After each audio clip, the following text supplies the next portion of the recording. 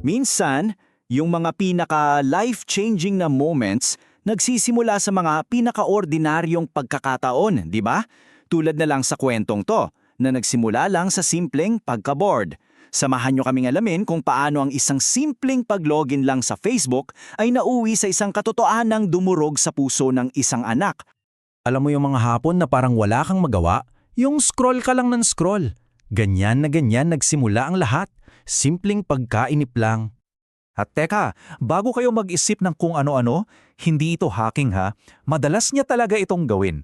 Kasi yung nanay niya, hindi masyadong maalam sa tech.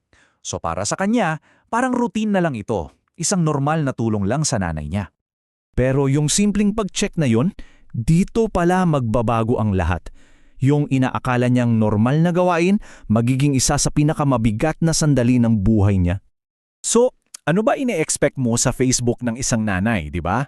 Siyempre, mga forwarded prayers, mga good morning message na may bulaklak, mga nakakatawang video, yun ang inaasahan niya.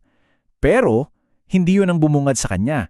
Ang nakita niya sa messages, usapan tungkol sa mga pagbisita sa ospital, mga reseta ng gamot, mga resulta ng check-up, para siyang sinampal ng katotohanan. At ang mas masakit pa, yung usapan sa pagitan ng nanay at tatay niya. Sila lang dalawa ang nakakaalam. Imaginin mo yung pakiramdam na yun. Yung dalawang pinakamahalagang tao sa buhay mo, may mabigat na pinagdadaanan, tapos ikaw na anak nila, wala kang kaideya-ideya. Ang bigat. Ito yung eksaktong sinabi niya. Bawat message para akong sinasaksak. Ramdam na ramdam mo yung kirot sa bawat salita, di ba? Yung bawat scroll down para may tumutusok sa puso mo. Siyempre, dahil sa nalaman niya, hindi na siya nagpatumpik-tumpik pa. Kailangan niyang malaman ng buong katotohanan. Agad-agad niyang tinawagan ng nanay niya. Kahit siguro nanginingig na yung boses niya, pinilit niyang maging kalmado. At tinanong niya ng diretsyo, walang paligoy-ligoy. Ma, anong sakit mo? At ang sagot ng nanay niya, ito. Ito yung pinaka-classic na sagot ng lahat ng nanay sa mundo. Imbes na sagutin yung tanong, biglang binalik sa kanya yung pag-aalala. Kumain ka na? Yung instinct na protektahan ka kahit sila na yung nasa alanganin. At ito na yung tanong na bumababagag sa isip niya. Okay, naintindihan niya na may sakit ang nanay niya. Pero ang mas hindi niya maintindihan, bakit? Bakit niya kailangang ilihim yung isang bagay na ganito kabigat? At yung sagot, ito yung talagang nakakadurog ng puso. Hindi galit, hindi kawalan ng tiwala, kundi purong pagmamahal. Itinago niya kasi ayaw niyang maging pabigat, ayaw niyang dagdagan pa yung stress ng anak niyang pagod na sa trabaho. Grabe yung sakripisyo, no?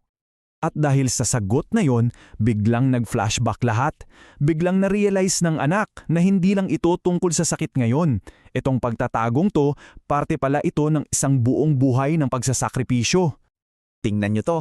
Nung mga bata pa sila, nag-ipon ng nanay niya para lang mabilhan sila ng laptop.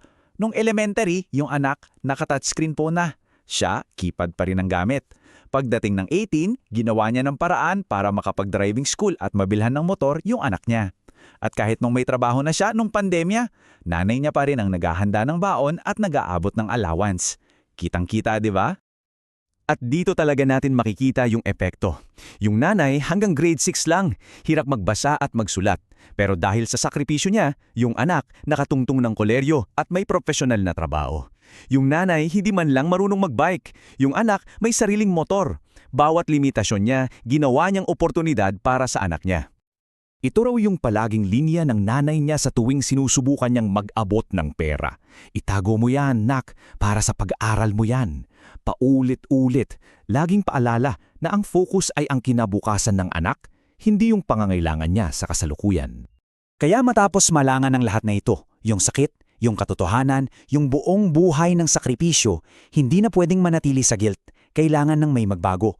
Dito na ngayon papasok yung pangako. Siyempre, nandoon yung guilt. Yung pakiramdam na, teka, binigo ko yata si mama.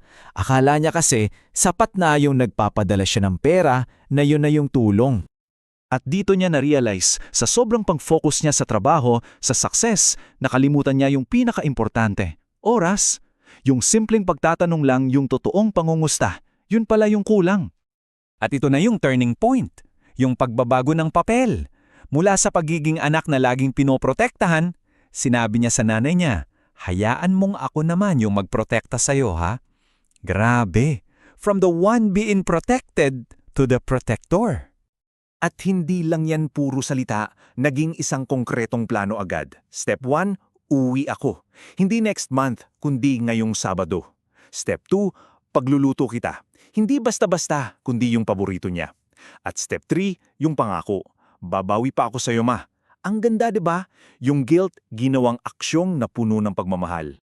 Kaya bago natin tuluyang tapusin to, iiwan ko sa inyo ang tanong na to. Itong kwento, hindi lang tutungkol sa isang pamilya. Salamin ito para sa ating lahat. Sa gitna ng pagiging busy natin, sa pagtatrabaho para sa pamilya, kailan ka huling huminto para magbigay ng oras at totoong mangumusta?